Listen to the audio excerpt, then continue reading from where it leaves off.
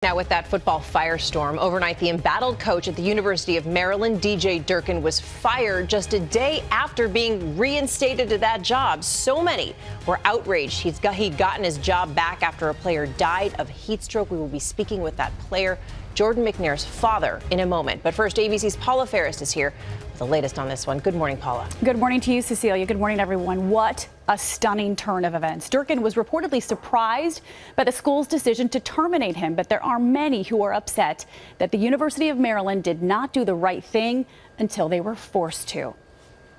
Just 24 hours after reinstating their embattled head football coach, the University of Maryland caving to massive public pressure. Our voices were heard. Reversing course, announcing they've now fired DJ Durkin, who'd been under fire following the death of 19-year-old freshman Jordan McNair. We have an individual hyperventilating after exercising and unable to control their breath. It was determined that McNair died 2 weeks after suffering heat stroke during an intense workout earlier this spring. An investigation was launched looking into allegations of a toxic culture within the university's football program, a culture which Jordan McNair's family believe led to his death. He will always give it his all.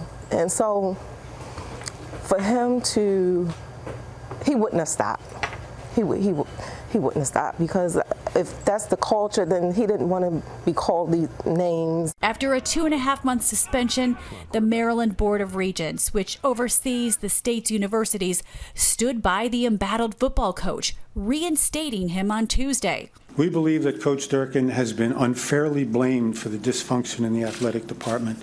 And while he shares some responsibility, it is not fair to place all of it at his feet. But by Wednesday, the student government planned to protest, many pointing to the millions saved by not buying Durkin out of his contract. One of McNair's teammates tweeting, "A paycheck was chosen over that life." And the university had no choice but to part ways, saying the overwhelming majority of stakeholders expressed serious concerns about Coach DJ Durkin returning to campus.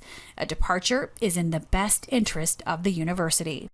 Now, there were 2 investigations. One of those investigations did not find a toxic culture, but did say the athletic department lacked a culture of accountability. And as for the university, they could now face additional legal fallout from firing Durkin. He could sue the school on a number of claims. Cecile, it's looking like this could be a very messy separation.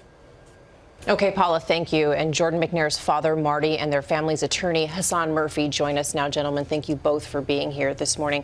Mr. McNair, I want to start with you. What is your reaction to Coach Durkin being fired? Relieved, surprised. A level of gratitude that the right thing was done so far.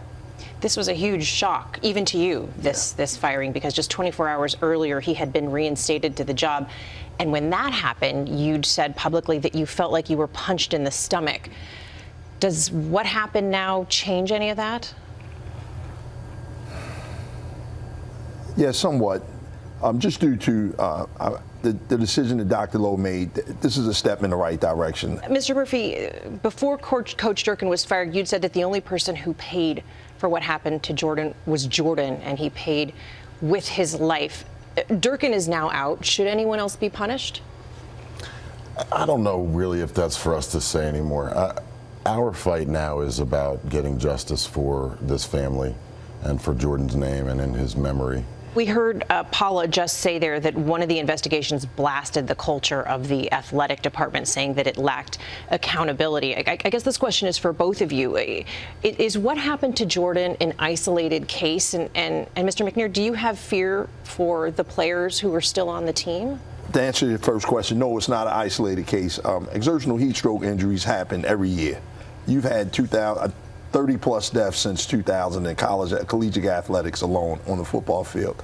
It usually happen the first or second day of practice.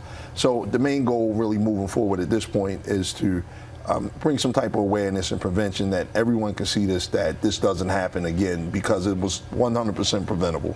And Cecilia, one of the things that we've seen in our investigation, we've talked to dozens of former and current players, and there was a toxic culture. I mean, we've heard stories of physical abuse, harassment, beration, all types of horrible things. If this was indeed cultural, what about the players who are on that team now?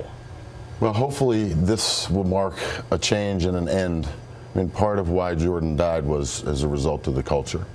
As Jordan was literally in the early stages of death, they were calling him names. Mr. McNair, what is your message to student athletes out there who are pushing themselves to that edge, doing what their coaches are telling them to do? Do you have words for them this morning? To all student athletes, to know your bodies, you know, and know when your body tells you to stop, stop, because you only have one body, and we don't want to be in. I don't wish anyone to be in the situation that we're in right now with Jordan. Mr. Murphy, you had filed an intention to sue. Does that still stand? Absolutely, and whether or not that happens will now be up to the University of Maryland. Well, our thanks again to you both for being here this morning. Thank you.